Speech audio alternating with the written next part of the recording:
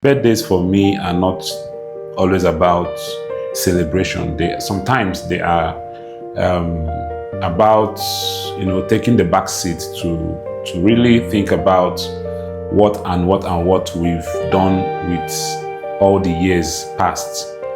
And the reason why I have this mindset is because for me, birthday is actually -1, because every single day we celebrate our birthday, we are actually celebrating our gradual exit.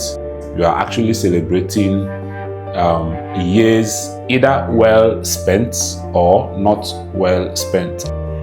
What you do yesterday determines what you'll be remembered for tomorrow.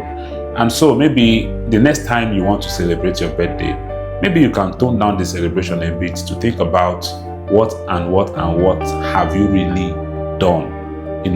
Is it worth celebrating? Because every day you celebrate your birthday, like I said, you are celebrating -1, a gradual exit from this realm.